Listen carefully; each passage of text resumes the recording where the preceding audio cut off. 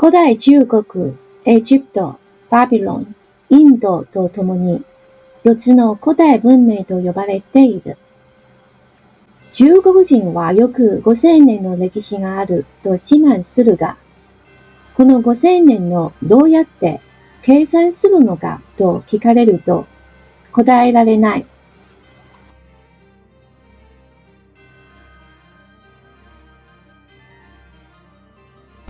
1911年の辛亥革命後、革命派は清と対立し、清の元号を使わないことにした。清体制がまた確立されていないので、皇帝起源を採用することにしたのである。当時、皇帝起源は統一されていない方ので、革命家の多くは民法の計算方法を受け入れていた。辛亥革命の後、孫文が中華民国民事大総統の地位に就くと、皇帝起源4609年11月13日、1912年1月1日を中華民国元年元旦とすると通達し、皇帝起源の使用は停止された。このことから、中国文明の5000年の歴史は皇帝の時代から始まっていることがわかる。これは中国の文明的な基準によるものです。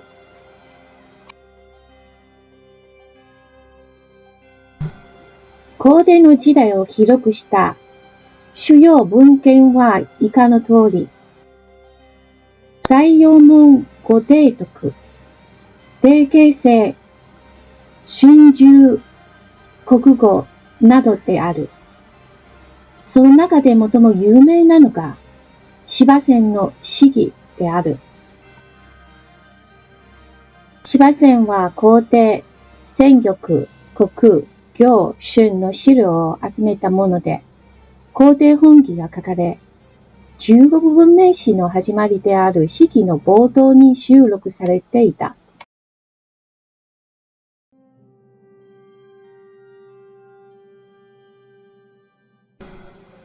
中国文明の歴史は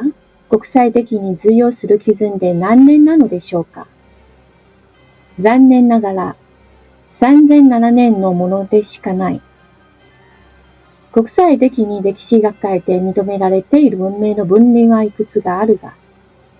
そのうちの2つを以下に挙げる。1、都市。2、社会階級の分類。3、金属製品の使用である。あるいは第一に都市。一定の大きさで5000人以上を収容できること。第二に文字、原稿。第三に意識用の建物や霊気。これは際立った文明の重要な印である。要するに、第一に国家や政権の体制が歴史的に記録され、第二に目に見える実物があることです。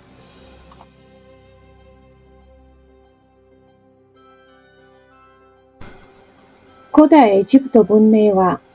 象形文字の記録と実物なピラミッドによって、紀元前3200年まで遡ることができる。紀元前3500年、イフラテクス川とディグリス川、この2つの川の間で、古代バビロニア文明は始まった。シュメール人は表意文字や記号を用いた象形文字を初めて発明し、この2つの川を歴史的な時代へと導いた。紀元前2800年頃に、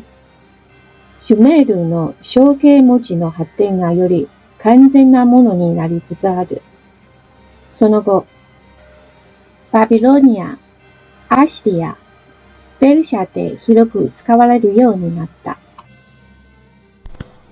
この種類の文字はほとんどレンガや石、黒鍵部管、あるいは粘土板に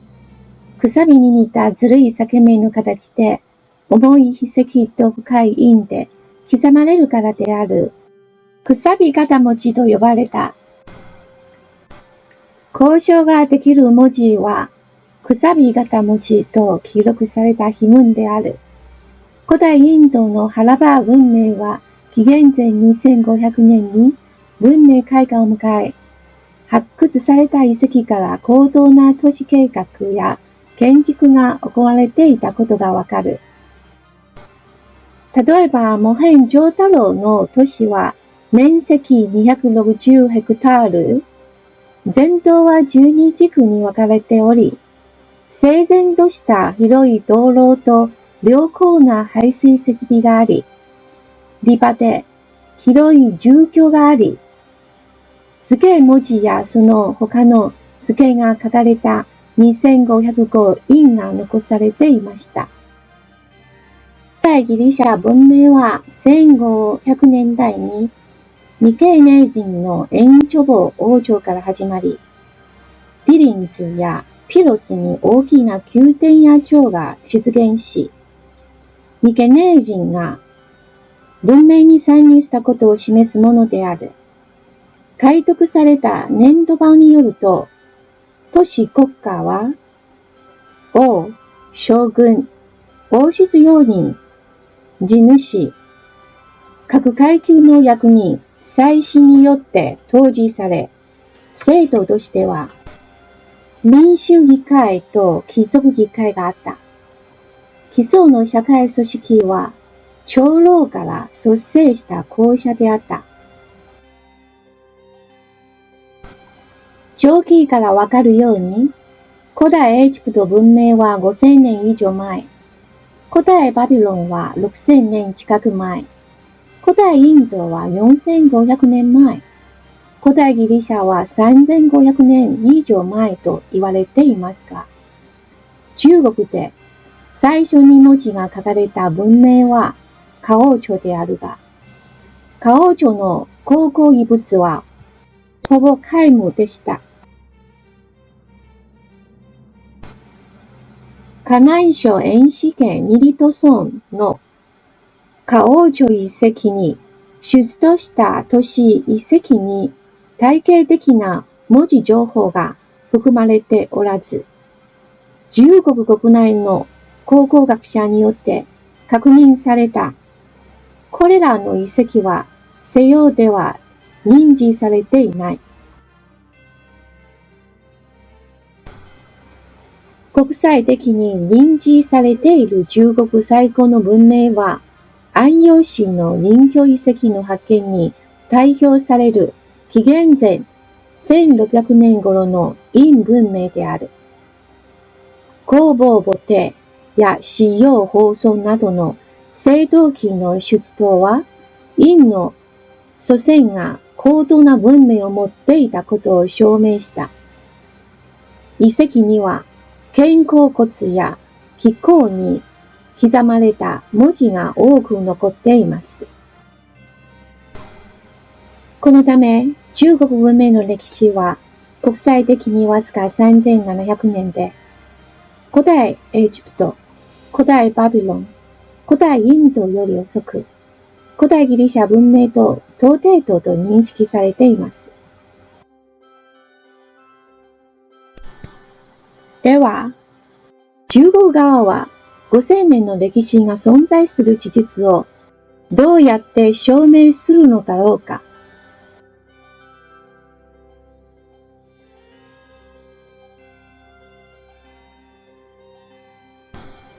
中国文明の起源、形成、初期の発展に関する考古学的な材料の証拠は、浙江省の良渞文化遺跡が発見することです。約5000年前に作られた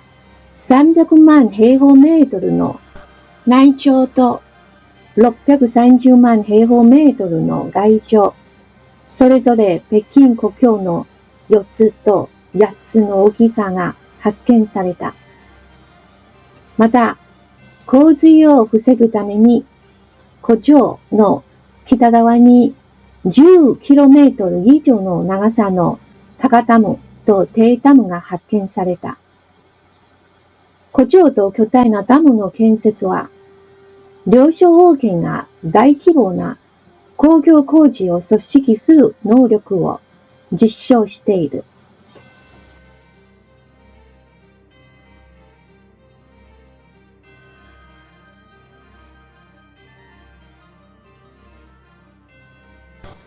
領所遺跡は1936年、最高博物館の職員であった執金公が、現在のローワ山一帯で古東新石器時代遺跡を発掘していたところだった。そこから出土した遺物は、彼の故郷である領所地域でよく見られるものと非常に似ていることが注目されてきました。最高博物館の支援により、1936年12月から1937年3月にかけて、領所地域で3回の試掘が行われ、ボアンリやキッパンフンなど12カ所の遺跡が発見されていました。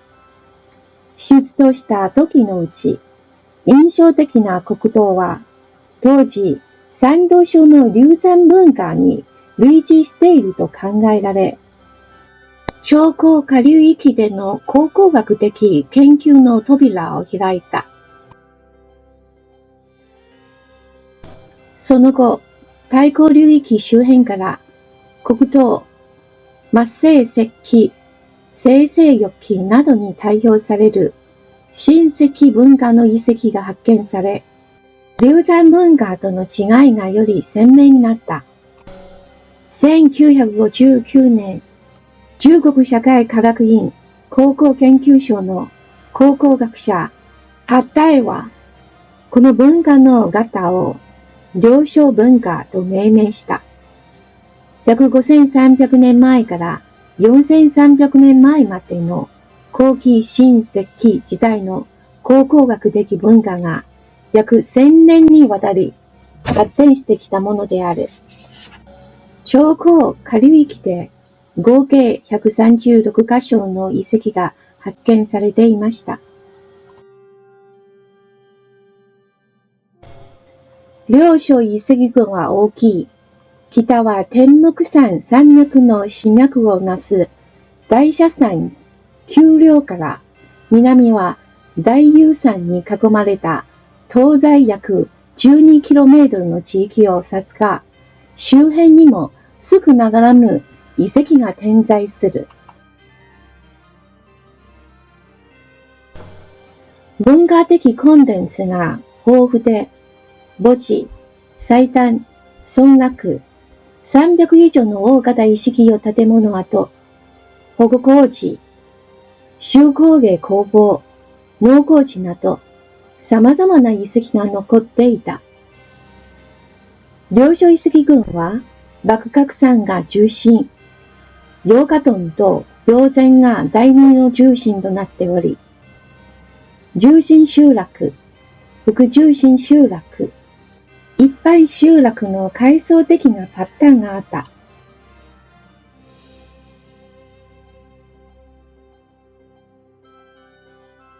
中国の考古学では、文明の基準として、第一に生産の発展、人口の増加、都市の出現、第二に社会的分業、階層文化、階級の出現、第三に王権と国家の出現。領所と同時期、あるいはそれより早いに、北は遼寧省西部の牛賀領、南は安徽省南部の遼河丹、さらに黄河河流の超高中流域で、いつでも権力の強化、社会的文化、階級の出現の特徴としていたが、その形態は異なっていた。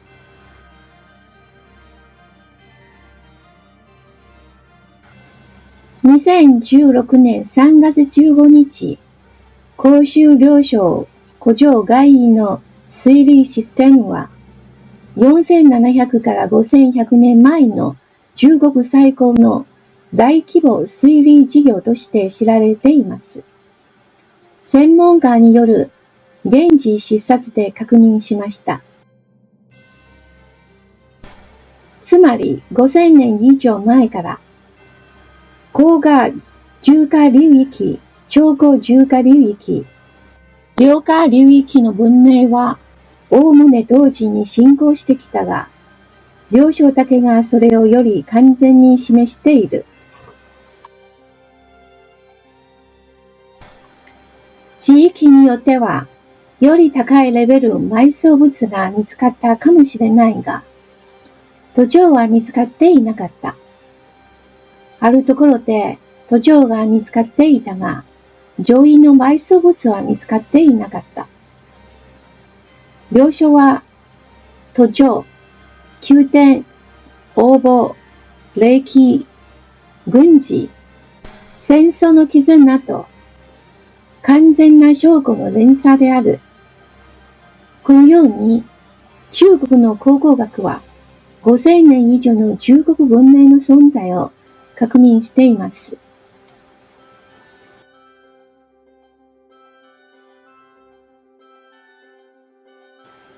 いかがでしょうか。